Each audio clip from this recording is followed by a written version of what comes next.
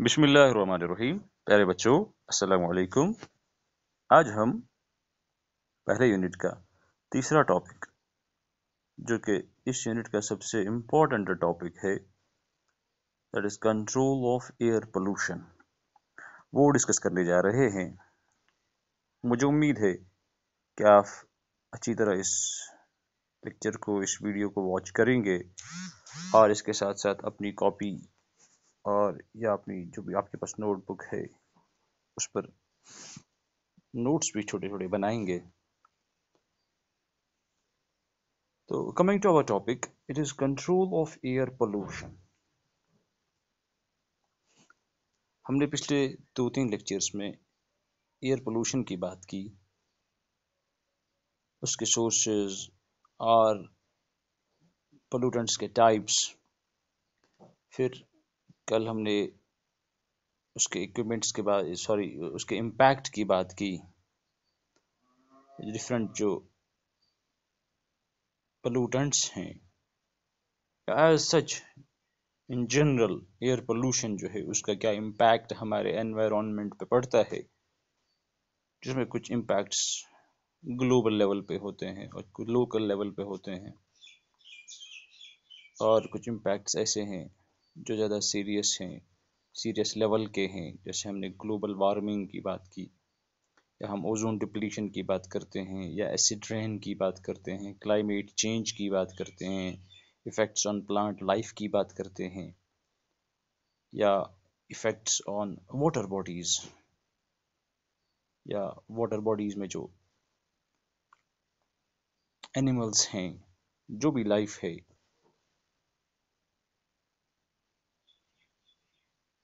उसके मैंने कल PDF फॉर्मेट में आपको छोटे छोटे नोट्स भी डाले हैं। मुझे उम्मीद है कि आपने वो भी नोट्स कॉपी में उतारे होंगे। Now coming to the control of pollution, air pollution. You see, इसकी बहुत सारी टेक्निक्स हैं। एयर पोल्यूशन जो है, इसकी बहुत सारी टेक्निक्स हैं। नंबर 1 टेक्निक इज, जिसको हम बोलते हैं सोर्स करेक्शन मेथड। ये जो मैंने मेथड्स यहाँ पे लिखे हैं आपकी स्क्रीन पे, these methods are said to be the most effective for dealing with the control of air pollution. ये मेथड्स कुछ हैं जो ज़्यादा इफेक्टिव हैं या सबसे ज़्यादा इफेक्टिव हैं एयर पोल्यूशन की कंट्रोल में। अगर हम सोर्स करेक्शन की बात करेंगे, number 1 it's source correction, it's pollution control equipment, diffusion of pollutants, vegetation या जोनिंग। इन सब को हम एक एक करके डिस्कस करेंगे। तो let us start with the first technique, that is source correction method. Look here, ये जो source correction method है, हमारी इंडस्ट्रीज जो है, these are the major contributors towards air pollution. हमारा जो एयर मकसूफ होता है, हमारे एयर में जो हार्मफुल कंटामिनेंट्स जाते हैं इन the form of harmful gases और पार्टिकुलेट मैटर, उसमें इंडस्ट्रीज का बहुत ज़्यादा कंट्रीब्यूशन है, उनका बहुत ज़्यादा रोल है, उनका बहुत ज़्यादा हिस्सा है, उनका बहुत ज़्यादा किरदार है। अब क्या करेंगे काम, ये पोल्यूशन की फॉर्मेशन जो है, पोल्यूटेंट्स की फॉर्मेशन, इसको हम प्रिवेंट कर सकते हैं, और इन पोल्यूटेंट्स का इमिशन जो है, इसको हम मिनिमाइज कर सकते हैं, कम कर सकते हैं eight the source itself. Source means यही इंडस्ट्री जो है, ये फैक्ट्री जो है, या जहां से भी ये गंदी हवाएं, या जिनको हम कंटामिनेंट्स बोलते हैं या एयर पोल्यूटेंट्स बोलते हैं, जहां से भी ये, जिस सोर्स से भी ये बाहर निकलती हैं, हमारे प्योर एयर को गंदा कर देती हैं, हम इनको उसी जगह पर कंट्रोल कर सकते हैं, इनको मिनिमाइज कर सकते हैं, कम से कम कर सकते हैं eight the source itself.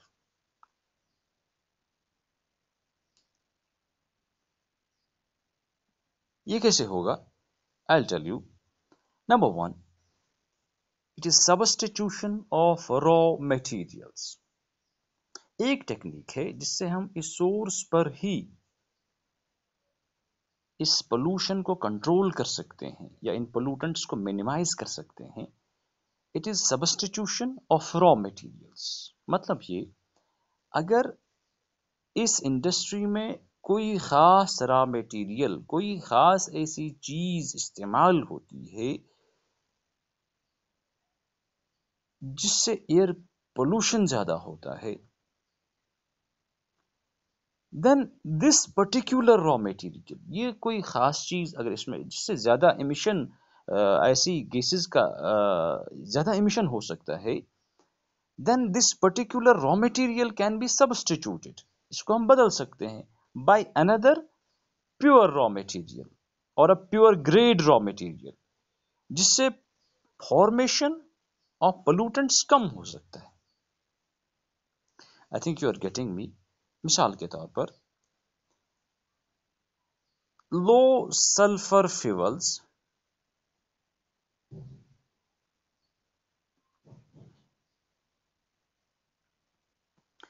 which have lesser pollution potential, ऐसे फ्यूल्स जिनमें सल्फर कम है और उनसे पोल्यूशन के कम चांसेस हैं, इनको हम यूज कर सकते हैं as an alternative to the high sulphur fuels. This is the substitution of raw material at the source. ये काम हम सोर्स पर ही कर सकते हैं, ये काम हम इंडस्ट्री पर ही कर सकते हैं, फैक्ट्री में ही कर सकते हैं। मिसाल के तौर पर इसको हम बोलते हैं सब्स्टिट्यूशन ऑफ रॉ मटेरियल। मिसाल के तौर पर ऐसा कोई फ्यूल है जिसमें सल्फर कम है, इसको हम इस्तेमाल कर सकते हैं बजाय उस फ्यूल के जिसमें सल्फर ज्यादा है। विद द रिजल्ट जो सल्फर ऑक्साइड्स हैं उनकी जो कॉन्सेंट्रेशन एटमॉस्फेयर में जाएगी वो कम हो जाएगी। या हम कर सकते हैं काम, दूसरी एग्जांपल, हमारे पास एलपीजी है, लिक्विफाइड पेट्रोलियम गैस, इसका भी इस्तेमाल होता है, ये भी फॉसिल फ्यूल है। या लिक्विफाइड नेचुरल गैस है। More refined liquefied petroleum gases or liquefied natural gases can be used instead of जो रिवायती हाई कंटेमिनेंट फ्यूल्स हैं सच एज कोल। हम लिक्विफाइड नेचुरल गैस का इस्तेमाल कर सकते हैं, हम लिक्विफाइड पेट्रोलियम गैस का इस्तेमाल कर सकते हैं इंस्टेड ऑफ फॉर एग्जाम्पल कोल। जो कोल है इससे ज्यादा पोल्यूशन होता है। अब क्या कर सकते हैं हम कोल को रिप्लेस कर सकते हैं, सब्स्टिट्यूट कर सकते हैं बाय लिक्विफाइड पेट्रोलियम गैस और liquefied natural gas. This is the substitution of raw material.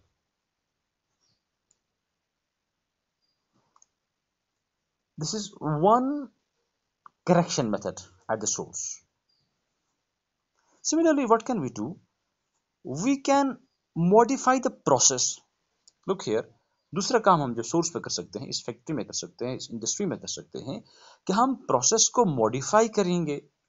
अगर इस इंडस्ट्री में या इस फैक्ट्री में जिस तरीके से काम होता है, चीज़ें तैयार होती हैं, अगर उस एग्जिस्टिंग प्रोसेस से ज़्यादा पोल्यूशन के चांसेस हैं तो हम इसको रिप्लेस कर सकते हैं बाय अ मॉडिफाइड टेक्निक। इसको बोलते हैं प्रोसेस मॉडिफिकेशन। जो टेक्निक्स, जो तरीका इस्तेमाल होता है इस इंडस्ट्री में, इस फैक्ट्री में काम करने का या इसको चलाने का, अगर उससे ज़्यादा पोल्यूशन के चांसेस हैं, उससे ज़्यादा कंटामिनेंट्स एयर में जाने के चांसेस हैं, तो उस प्रोसेस को हम मॉडिफाई कर सकते हैं, उसको हम तब्दील कर सकते हैं। फॉर एग्जाम्पल, एक काम किया जाता है, कभी कभी कोल को वॉश भी किया जाता है। कोल जो है, sometimes coal is washed before the usage.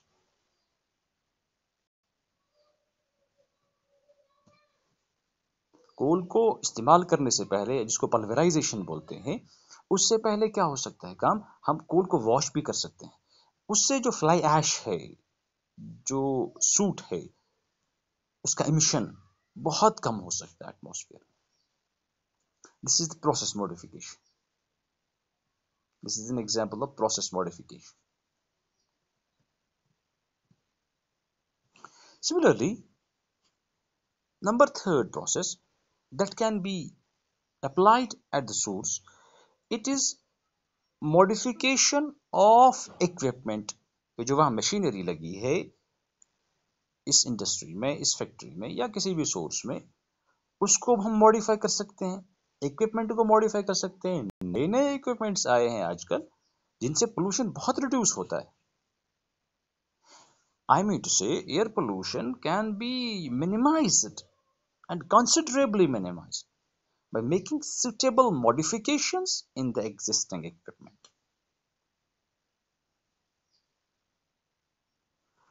मिसाल के तौर पर जो स्मोक है, धुआं है, कार्बन मोनोऑक्साइड है या फ्यूम्स हैं, बाकी धुआं जो है, ये कहा जाता है कि बहुत ज़्यादा रिड्यूस हो सकता है। आजकल इन इंडस्ट्रीज में जो फर्नेसेस यूज होते हैं उनको बोलते हैं ऑक्सीजन फर्नेसेस और इलेक्ट्रिक फर्नेसेस।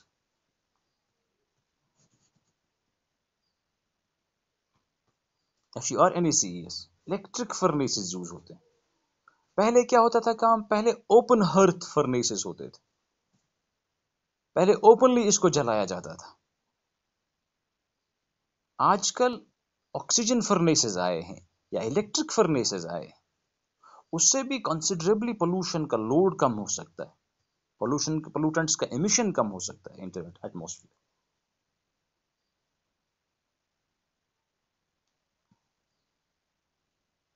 इसके अलावा भी कई टेक्निक्स हैं जो हम इंशाल्लाह आगे डिस्कस करेंगे इक्विपमेंट में,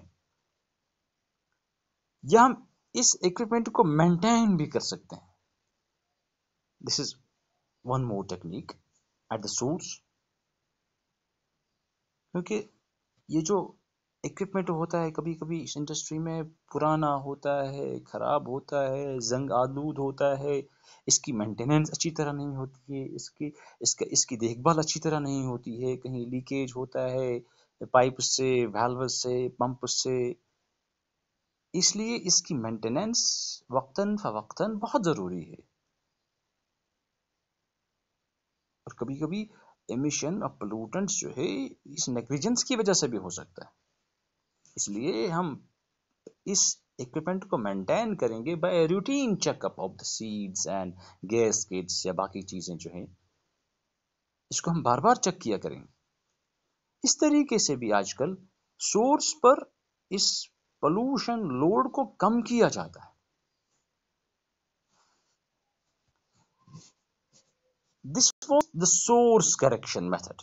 ये चीजें हम सोर्स पर ही कर सकते हैं, उसी जगह, उसी फैक्ट्री, उसी इंडस्ट्री में जहां से ये कंटेमिनेंट्स बाहर आने का ज्यादा खतरा है, हमारे एयर को गंदा करने का खतरा वहां ज्यादा है। Now similarly there is one more technique जो हमने पहले पेज पे बताया था मैंने आपको। Now coming to that, this is pollution control equipment. ऐसा इक्विपमेंट, ऐसी मशीन, ऐसा कोई आला लगाएंगे हम इसी फैक्ट्री में जिससे कंटेमिनेंट्स बाहर न जाएं। ऐसे बहुत सारे इक्विपमेंट्स आए हैं। कभी कभी क्या होता है, ये सोर्स पर जो हमने बात की, कभी कभी ये पॉसिबल नहीं होता है, then it becomes necessary to install pollution control equipment। ऐसा अलग इक्विपमेंट है इसी के लिए, पोल्यूशन कंट्रोल के लिए, एयर पोल्यूटेंट्स के लोड को उधर ही कम करने के लिए, या इन गैसेस पोल्यूटेंट्स को रिमूव करने के लिए, उस गैस स्ट्रीम से या चिमनी से बाहर नहीं आने देते हैं इस चीज को, क्योंकि पोल्यूटेंट्स का लोड जो है दैट इज यूजुअली हायर, या इसकी कॉन्सेंट्रेशन जो है it is usually higher at the source. इसी तरीके से as their distance from the source increases they become diluted. मिसाल के तौर पर हमारे एरिया में कोई फैक्ट्री है, कोई इंडस्ट्री है, यहाँ से कंटामिनेंट्स एयर में गए, अब जो ये हमारे इस फैक्ट्री के नज़दीक जो एरिया है, इसमें इस एयर में हमारे एयर में इस कंटामिनेंट की, इस एयर पोल्यूटेंट की कॉन्सेंट्रेशन हाई रहने का खतरा ज़्यादा है बनिस्बत इसके कि हम इस फैक्ट्री से 10 मील दूर या 20 मील या 40 मील दूर हो जाएंगे, तो क्या हो जाएगा, तब तक ये डाइल्यूट हुआ होगा by diffusing with the environmental air. Air के साथ डिफ्यूज हुआ होगा और इसमें डाइल्यूशन बहुत ज़्यादा हुई होगी। इसलिए क्या है, ये जो एरिया है इस फैक्ट्री के नज़दीक, इस इंडस्ट्री के नज़दीक, इस सोर्स के नज़दीक, इस एयर में ज़्यादा कंसंट्रेशन है। Now coming to our point, that is control devices for particulate matter, control devices for gaseous matter। एक होता है particulate matter जो गर्दा निकलता है, in the form of dust, in the form of soot, in the form of fumes, इसको particulate matter बोलते हैं, या suspended particulate matter जो हमने लास्ट लेक्चर में पढ़ा। इसको भी कंट्रोल करने की बहुत जरूरत है। This is very important to control it, क्योंकि इसका भी बहुत डेलेटीरियस इम्पैक्ट पड़ता है हमारे एनवायरनमेंट पे, हमारी हेल्थ पे, हमारे प्लांट्स पे।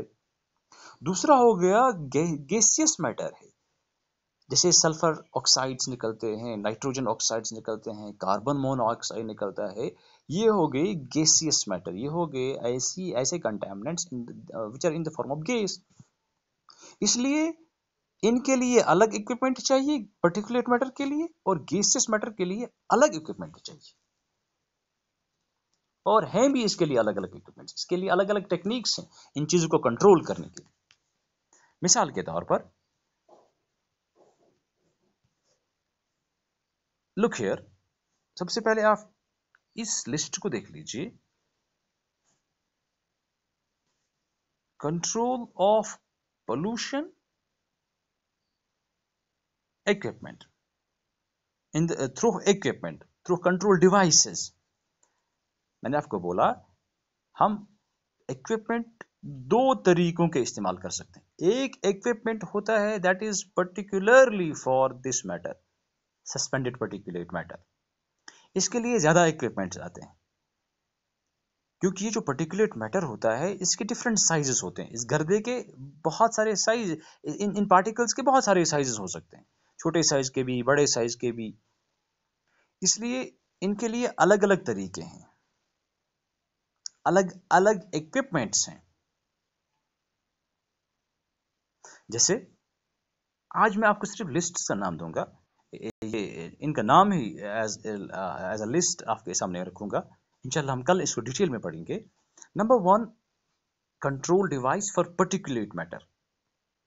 इस फैक्ट्री से, इस इंडस्ट्री से गर्दे को कम किया जा सकता है। Number 1 equipment is gravitational settling chamber. Number 2 it is cyclone separator, और साइक्लोन कलेक्टर भी इसको बोलते हैं। Similarly, one more, it is fabric filter. Number 4th, it is electrostatic precipitator. Number 5th, it is wet collector और wet scrubber भी इसको बोलते हैं। अब इसके और 3 किस्में हैं वेट स्क्रबर के या वेट कलेक्टर के। स्प्रे टॉवर है, वेंचुरी स्क्रबर है, साइक्लोन स्क्रबर है। These are the control devices for particulate matter that we will discuss inshallah in detail with the diagram, क्योंकि डायग्राम इसके लिए बहुत इंपॉर्टेंट है। जब भी एग्जाम में ये सवाल आएगा, इसमें से कोई भी होगा, डायग्राम के बगैर इसको मार्क्स नहीं आएंगे। You have to make a diagram for any control device if ever it was asked in the examination. Similarly, we can say the control devices for gaseous matter जो है,